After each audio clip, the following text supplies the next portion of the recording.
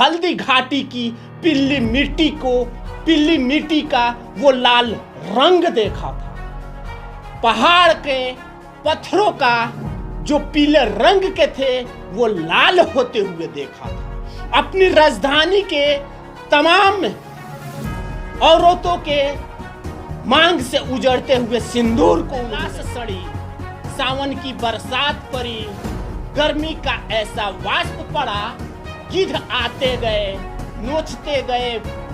और हमारा भारत रुई बनाता है, सुई बनाता है। जरा अपनी सर ऊंचा करके देख ले, आसमां में रॉकेट और जहाज भी बनाता है। जब सारी दुनिया की सांसें रुक जाती है तो यही एक भारत है जो सबके लिए वैक्सीन बनाता है। नमस्कार, मैं दिलीप कुमार और आप देख रहे हैं मीडिया बिहार। आज हम बात करेंगे महाराणा प्रताप की, भारत के इतिहास में, और उस महाराणा प्रताप की जब ये हल्दी घाटी की लड़ाइयाँ शुरू हुई थी। हाल ही की लड़ाई है जिसे हम भूलना नहीं चाहेंगे। 18 जून 1576 की ये हल्दी घाटी की लड़ाइयाँ शुरू हुई थी। ये हम हाल ही की बात इसलिए बता रहे हैं कि जब हम 5000 वर्ष पहले महाभारत की लड़ाइयाँ याद रख रहे हैं तो फिर हम ये हल्दी घाटी की लड़ाइयाँ कैसे भूल सकते। महाराणा प्रताप की हल्दी घाटी की लड़ाई में एक तरफ 80,000 मुगलों की फौज तो दूसरी तरफ महज मुट्ठी भर मेवाड़ राज्य की राजपूताना वो शान। वो कहते हैं कि छत्रानी का दूध पिया है, आन बान और शान है, नस नस में बहते हुए लहू का अरमान है। सर भले ही कट जाए धड़ से हम वो लड़ाइयाँ लड़ते हैं, बिना सर दुश्मनों के काटे कहाँ हम जमी के आगोश में सोते हैं। हम वो क्षत्रिय हैं, उस क्षत्रिय का यही एक फरमान है। जब हल्दी घाटी की लड़ाइयाँ शुरू हुई थी उस वक्त मुगलों का फौज तकरीबन 80,000 का था, तो वहीं राजपूताना शान महाराणा प्रताप की मेवाड़ राज्य की राजधानी से महज मुट्ठी भर वो राजपूताना सैन्य थे जो कि आमने सामने की लड़ाई बहुत ही गंभीरता से रूप ले चुकी थी। हम बताते चले, राजा मान सिंह जो कि मुगलों के पक्ष में लड़ाइयाँ लड़ रहे थे, तो दूसरी तरफ वहीं महाराणा प्रताप अपनी मुट्ठी भर सेना के साथ वो लड़ाइयाँ लड़ी जा रही थी। हल्दी घाटी की पीली मिट्टी उस कदर प्रतीत हो रही थी जैसे खून की वहां पे नदियां बह चली हो, और वो पीली मिट्टी लाल हो चली थी। पहाड़ों की वो पत्थरे जहां खून के छिट्टे से वो लाल रंग के दिख रहे थे। एक जंगल की वो सरहदें, चारों तरफ की वो पहाड़ और पठार खून से सराबोर दिखाई पड़ती थी। ये बात बड़ा ही एक भयानक रूप धारण कर ली थी। एक तरफ जहां मुगलों के फौज के रखवाले मान सिंह आपस में लड़ाइयाँ लड़ने के आतुर थे, तो वहीं महाराणा प्रताप का अपना भाई, अपना खून सख्त सिंह जो वो भी मुगलों के फौज से जा मिले थे। मगर जब महाराणा प्रताप जब ये दारुण दृश्य देखे और अपने राज्य की वो राजपूताना शान मिटता हुआ देखे तो उनसे रहा नहीं गया। अपने चेतक के साथ निकल पड़े वो लड़ाई में, और चेतक भी ऐसी हवा की रफ्तार में उस लड़ाइयों का सामना किया। घोड़ों की वो टाप सुनते ही और मुगलों की फौज में दरारें पड़ गई और दहशत फैल गई। महाराणा प्रताप का जब आगमन हुआ तो उनकी भाला की रफ्तार और उनकी तलवार की शान और चमचमाती तलवार देख के मुगलों के होश ठिकाने आ गए। आमने सामने की लड़ाइयाँ इस कदर प्रतीत हो रही थी, तो एक तरफ से मुगलों का वो तोपें जवाब दे रही थी, तो दूसरी तरफ राजपूताना शान अपने सीने पे वो तोपों की बारिश रोक रहे थे। एक तरफ अल्लाहू अकबर का नारे लग रहे थे तो दूसरी तरफ हर हर महादेव के जयकारे लग रहे थे। एक तरफ पंडितों द्वारा जहां जीत की तमाम ऐसे मंत्रोच्चार किए जा रहे थे और उस पंडित की रक्षा में महाराणा प्रताप की एक टुकड़िया रक्षक बन के सामने बैठे हुए थे, तो दूसरी तरफ हुंकार भरते मुगलों की फौज अल्लाहू अकबर करते वो तोपों की बारिश कर रहे थे। राजपूताना शान, ये हम बता दें उस वक्त की, सीने पे वो बारूद की ऐसी गोलियां और वो तोपे झेल रहे थे कि उनकी तोपे कमजोर साबित हो रही थी। उस वक्त की कहानी में महाराणा प्रताप जब युद्ध के बीच पहुंचे तो उनकी तलवारें और भाला की रफ्तार को देखकर मुगलों की फौज में एक हड़कंप सा मच गया। चारों तरफ भगदड़ मच गई और चेतक की रफ्तार बाज की रफ्तार से कहीं ज्यादा दिखाई पड़ती थी। वो हाथियों के मस्तक पे अपनी टापों को रख करके वो आगे की तरफ बढ़ रहा था।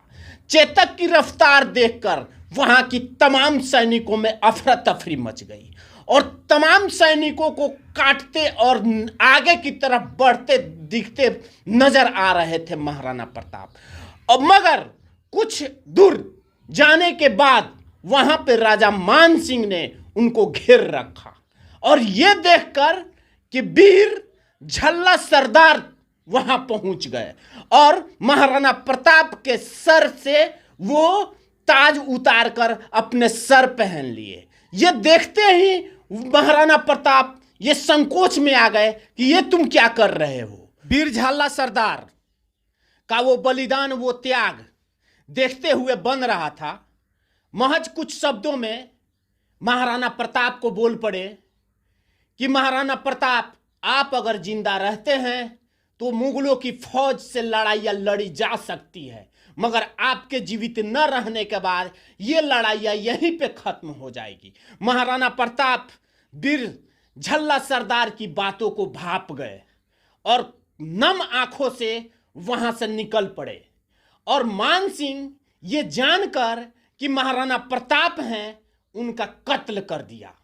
मगर इतिहास के पन्नों में अगर ढूंढा जाए तो झल्ला सरदार की त्याग और बलिदान की गाथाएं ऐसी दिखती है, हमने अब तक उनके त्याग और बलिदान के अलावा ऐसी कोई कहानी नहीं पढ़ी है।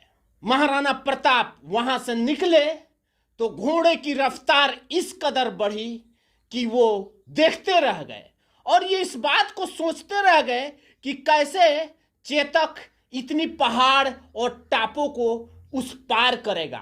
ये महाराणा प्रताप सोचते थे, तब तक देखे कि चेतक उस पार नजर आता हुआ नजर आया। हल्दी घाटी से 2 किलोमीटर की दूरी जब वो जंगल पहुंचे तो वहां पे चेतक खून से सराबोर और घायल हो चुका था।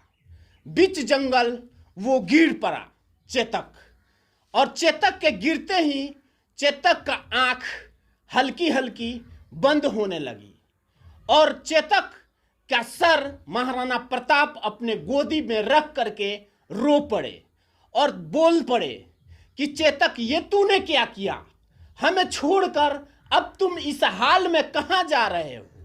इस बीच लड़ाइयां शुरू हुई और तुम मेरे वो अजीज साथी, अजीज मेरे प्राण हो और तुम ही मुझे छोड़कर यहां से जा रहे हो, तो भला मैं किसके बदौलत ये लड़ाइयां जीत पाऊंगा? उस वक्त चेतक धीरे धीरे अपनी आंखें बंद कर चुका था। ऐसा कहा जाता है चेतक एक जानवर था, मगर महाराणा प्रताप का अजीज साथी, अजीज दोस्त था, जो कि बड़ी से बड़ी लड़ाइयां जीतने में अहम भूमिका निभाता था। चेतक जहां पे मरा एक बहुत बड़ी चौतरा बनाया गया है और वहां पे आज एक मंदिर सा प्रतीत होता है। ऐसा एक बात और कहा जाता है कि महाराणा प्रताप का वो भाला इतने मन का था जो कि महाराणा प्रताप के अलावा उस भाले को कोई नहीं उठा सकता था। महाराणा प्रताप की गाथा, इस लड़ाई के पीछे की अगर हम सुनाएं तो इतनी दर्दनाक है जो कि कमजोर दिल वाले इस कहानी का पूरी दास्तां नहीं सुन पाएंगे, मगर कुछ बातें हम बताएंगे। जैसे लाश पे लाश सड़ी, सावन की बरसात पड़ी, गर्मी का ऐसा वाष्प पड़ा, गिद्ध आते गए, नोचते गए, खरोचे मारते गए और उड़ के पठारों पे बैठे। कहीं से कोई कौवे आते और नोचते मांस को, उड़ चले फिरते आसमान में। कहीं से कोई कुत्ता आता, सड़ता देखता लाश को, पिघलता, नोचता, खरोचता और घसीटता सड़कों पे। मगर इस कहानी की पूरी दास्तां हम लेकर आएंगे फिर कभी। फिलहाल इस रिपोर्ट में इतना ही। मगर एक बात और बताते चले, लड़ाइयाँ अंतिम निर्णायक रूप पे थी और एक तरफ अगर बाजी मुगलों की फौज की तरफ जाती थी तो दूसरी तरफ पुनः महाराणा प्रताप के पक्ष में जाती थी। मगर निर्णायक वो शब्द, निर्णायक वो लड़ाइयाँ नहीं निकल पाई।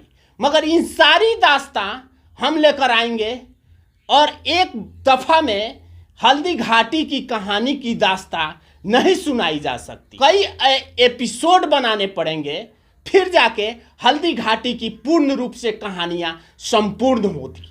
मगर जिस वक्त महाराणा प्रताप का चेतक मर गया, उस वक्त महाराणा प्रताप के सामने महज एक चुनौती थी, सिर्फ और सिर्फ बदले का चुनौती, जो अपने तमाम साथियों के मौत को उन्होंने देखा था। हल्दी घाटी की पीली मिट्टी को, पीली मिट्टी का वो लाल रंग देखा था। पहाड़ के पत्थरों का जो पीले रंग के थे वो लाल होते हुए देखा था। अपनी राजधानी के तमाम औरतों के मांग से उजड़ते हुए सिंदूर को उन्होंने देखा था। महाराणा प्रताप के सामने सिर्फ और सिर्फ चुनौती की लड़ाइयाँ थी। पड़ोसी मुल्क कहते हैं भारत केवल रुई बनाता है, सुई बनाता है।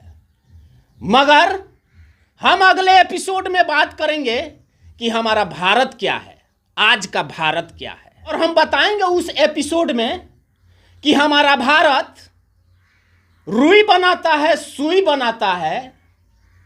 जरा अपनी सर ऊंचा करके देख ले, आसमां में रॉकेट और जहाज भी बनाता है। जब सारी दुनिया की सांसें रुक जाती है तो यही एक भारत है जो सबके लिए वैक्सीन बनाता है।